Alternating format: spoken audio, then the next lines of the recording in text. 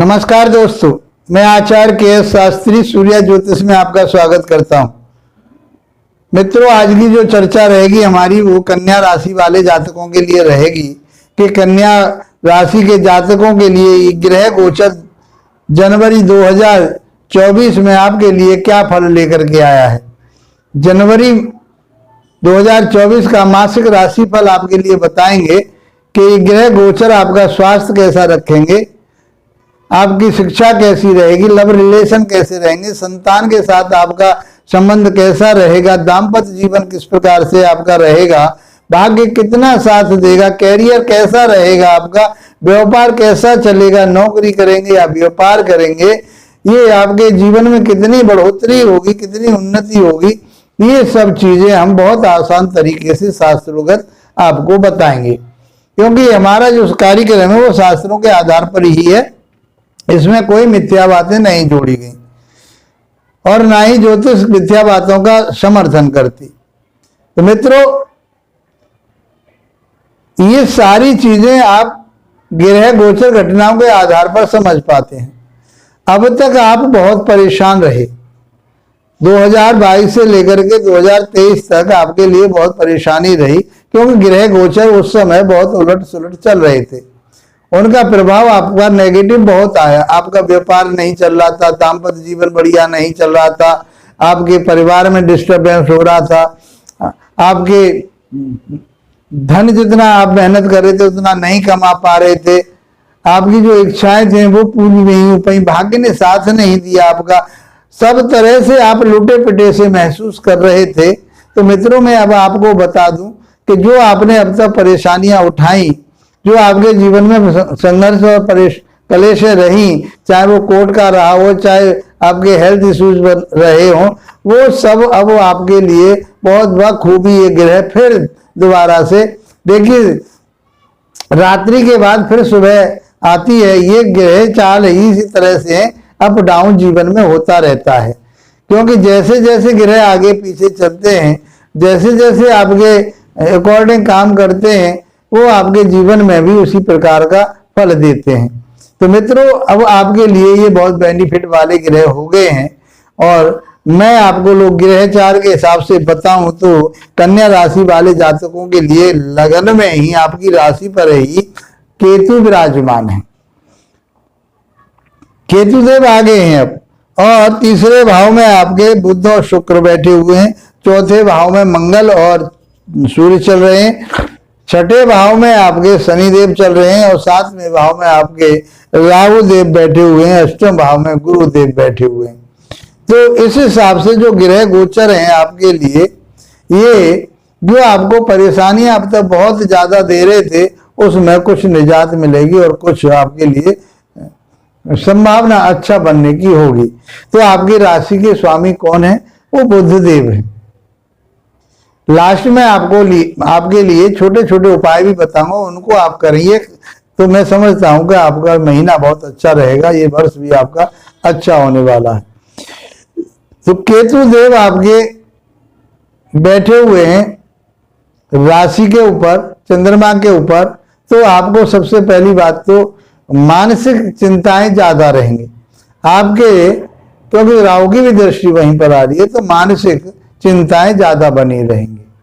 आप डिसीजन लेने में थोड़े परेशानी में अपने आप को समझोगे, डिसीजन नहीं ले पाओगे, बेचैनी ज्यादा रहेगी, आपको एक भय बना रहेगा आपके लिए।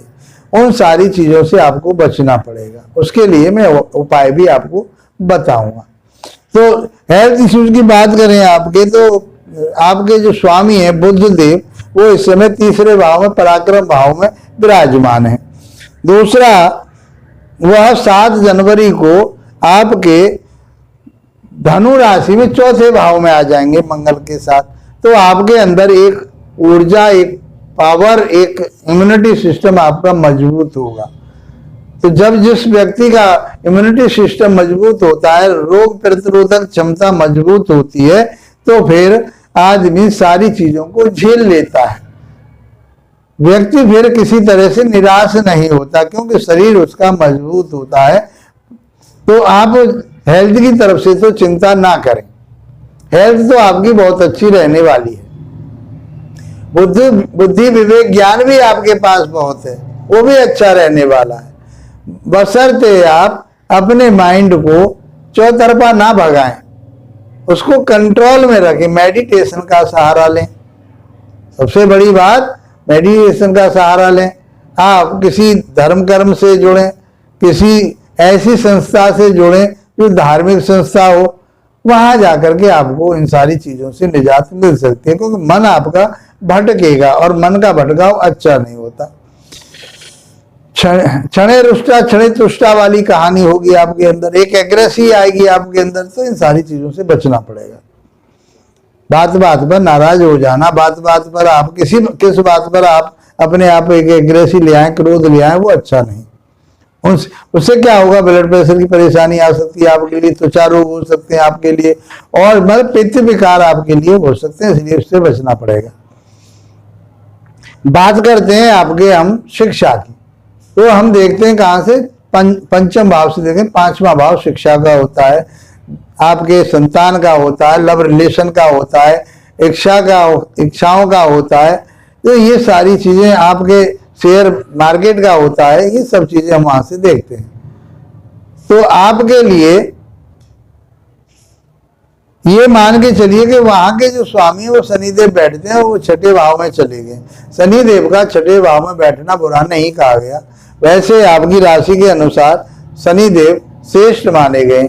संतान के प्रति थोड़ी सी उदासीनता मान सकते हैं कि स्वास्थ्य के प्रति थोड़ा सा उदासीनता रह सकती है। बाकी आपके लिए, आपकी शिक्षा के लिए, क्योंकि आपके कंपटीशन के लिए आप आईएएस पीसीएस की तैयारी कर रहे हैं, उच्च शिक्षा की किसी की तैयारी कर रहे हैं, नौकरी की तैयारी कर रहे हैं, तो करिए, आपके लिए शनिदेव यहाँ बैठ करके देंगे। जो आपके शत्रु अब तक परेशान कर रहे थे, उन शत्रुओं का दमन करेंगे यहाँ बैठ करके। जो रोग आपके ऊपर प्रभावी हो रहे थे, वो रोग आपके समाप्त होने के कगार पर आ जाएंगे। तो इन बातों का आपको ध्यान रखना पड़ेगा, क्योंकि शनिदेव अपनी ही मूल त्रिकोण राशि धनु राशि कुंभ राशि में आपके छठे भाव में चल रहे हैं, और छठे भाव में शनिदेव को बुरा नहीं कहा गया, वहां के कारगर माने गए। तो यहाँ पर इन सारी चीजों का, आपके पास ऋण चढ़ा हुआ था, कहते कि मेरे पास आप लोगों के बहुत सारे फोन आए कि जी हमारा तो कर्जा नहीं उतर रहा, तो आप उस चीज से निश्चिंत हो जाइए, अब आपका कर्जा उतर जाएगा, आसानी से कर्जा उतरेगा और आपका व्यापार भी आगे बढ़ेगा, उन्नति तरक्की होगी आपकी। विदेश से आप जुड़ेंगे, विदेशी संस्थाओं से आप जुड़ेंगे, विदेशी कंपनियों से आप जुड़ेंगे, आपको लाभ प्राप्त होगा।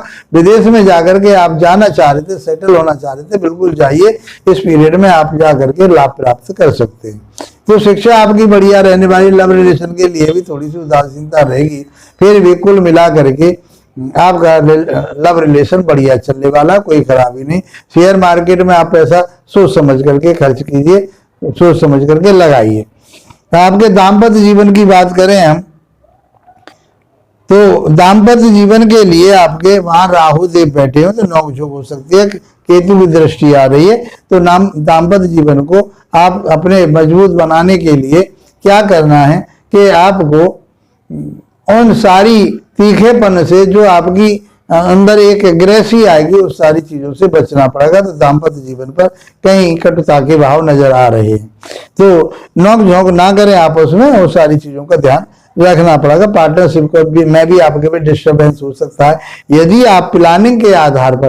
देखिए, राहु देव इतने बुरे नहीं कहेंगे, लेकिन उनका प्रवृत्ति ऐसी है कि तावलापन होता है, छल कपट, जैसे भी झूठ सांस जैसे बुलवा बुलबू के अपना काम वो पूरा कर लेते हैं। तो इन सारी चीजों से आपको बचना पड़ेगा और एक स्थायित्व की तरफ को चलना पड़ेगा, क्योंकि राहु देव गुरु के भाव में चल रहे हैं, गुरु की राशि में चल रहे हैं। तो गुरु के जो कारकत्व हैं उनको आपको अपनाना पड़ेगा, एक भारीपन लाना पड़ेगा, एक सोच अपनी अच्छी बनानी पड़ेगी।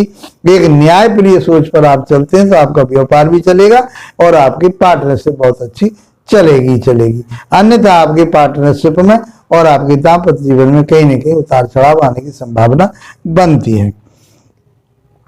अब बात करते हैं आपके हम भाग्य स्थान की। तो भाग्य स्थान के जो स्वामी हैं वो शुक्रदेव हैं, और वो 18 जनवरी तक तीसरे ही भाव में बुध के साथ रहेंगे, और आपके लिए वो भाग्य को बढ़ाने वाले होंगे, रोमांटिक बनाएंगे, आपको बुद्धिजीवी बनाएंगे, आपकी वाणी बुद्धि आपकी बहुत अच्छी रहेगी। और आप किसी कलाकारी से जुड़े हुए, किसी भी कलाकारी से आप जुड़े हुए, वो आपके कलाकारी से आपको लाभ प्राप्त होगा, आपका भाग्य साथ देगा।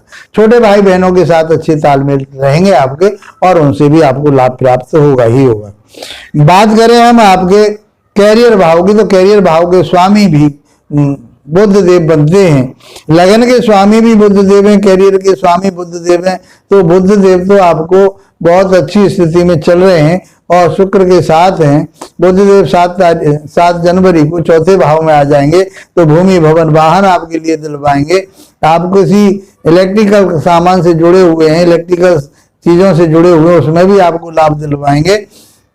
और शुक्र देव भी वहीं पर आ जाएंगे, तो आपके लिए भूमि भवन वाहन आदि पर वो लाभ आपके लिए दिलवाते रहेंगे। और बहुत और आपके लिए आपकी जो इच्छाएं हैं वो अभी तक दबी हुई थी, नहीं कर पा रहे थे, तो आप भूमि भी ले पाएंगे, भवन भी ले पाएंगे, बना पाएंगे मकान अपना, और अच्छा वाहन ले पाएंगे। बहुत अच्छा समय है आपके लिए, बहुत फायदा होगा ही होगा, क्योंकि वहां बैठ करके फिर शुक्र देव, मंगल देव और बुध देव आपके कैरियर भाव को देखेंगे, तो आपका कैरियर तो निखार की तरफ को जा रहा है। मित्रों, कुल मिलाकर के आपका कैरियर बहुत अच्छा होने वाला है, स्वास्थ्य अच्छा होने वाला है, आपका लव रिलेशन वगैरह ये सब बहुत अच्छे होने वाले हैं। और दाम्पत्य जीवन से मैं थोड़ी सी जो मैंने आपको बताई, उससे बचने के लिए आपको क्या करना है, राहु देव के बीज मंत्रों का जाप कीजिए, हनुमान चालीसा का नित्य पाठ कीजिए। मैं समझता हूं कि ये नव वर्ष का पहला महीना आपके लिए बहुत कुछ अच्छा करने वाला है। नव वर्ष आपके लिए मंगलमय हो, आपकी उन्नति तरक्की हो। इन्हीं शुभकामनाओं के साथ आप लोगों का धन्यवाद, नमस्कार।